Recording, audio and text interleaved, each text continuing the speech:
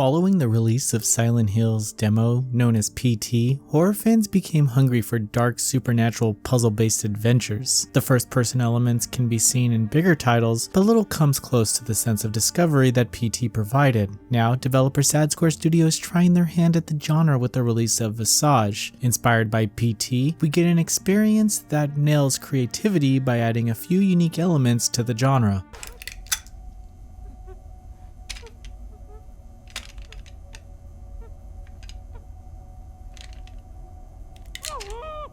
Visage is told over multiple chapters, each focusing on a different individual. The chapters themselves are pieces of a much larger narrative involving this house that you find yourself in. It's not explicitly explained who you are or what you're doing there, but that just leaves room to figure it all out. Interestingly, you can roam around the house as much as you want, but you will eventually hit a wall with progression. The game requires you to interact with specific objects that will trigger a chapter to begin. These can be taken on in any order, but ultimately allow you to progress the house's story. After beginning a chapter, you'll be locked in until you complete it, providing subtle clues about what exactly is going on. Visage is not an easy game, and it requires thinking outside the box in some cases, and simply exhausting several options until you figure it out. Some chapters are easier than others, but they each have their moments. Their runtime revolves around how much time it takes you to piece together where to go or what to do, but after you figure out, it's possible to get through them in an hour each. However, don't let the fact that the game requires you to be perceptive have you wasting time picking up mindless objects and looking for clues. Most of the hints are right in front of you, and if you aren't progressing, you're probably going the wrong way. It's this way through every chapter, and most of the time, you'll roll your eyes wondering why it took you so long to figure something out. This frustration of progression is not at the fault of the game either. Although you can go the wrong way, there are subtle clues about what to do. One thing that helped me was exploring the house as much as possible first and doing my best to memorize the many different rooms. This way, when I began a chapter, I could see if anything changed, which will alert me that this is probably what I need to interact with to move things along. Exploration mostly takes place in the house, but there are other environments as well. While the house is enormous on its own, there are other locations that you'll find yourself in across the chapters. These can be just as big as the house, but there's not always a ton to do, creating a sense of unused space. Where PT stood out is how it did so much with so little environment.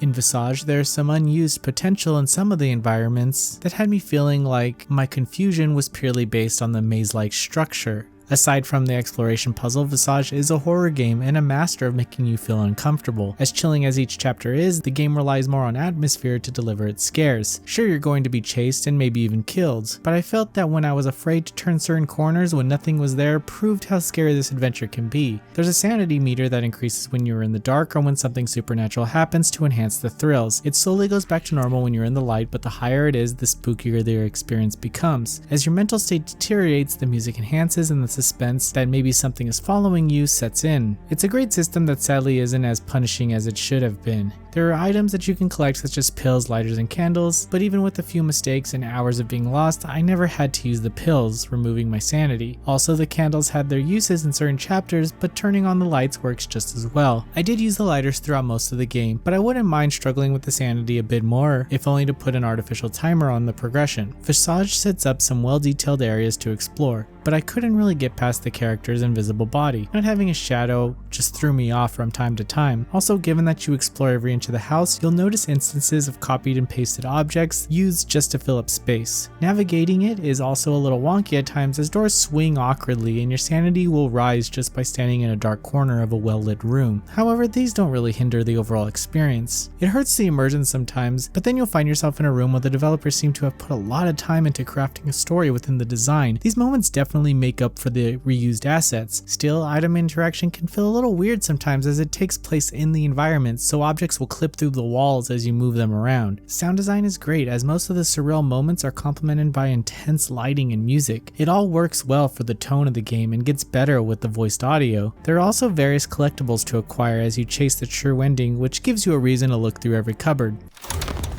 Don't you fucking move, I swear to God! Stop right there!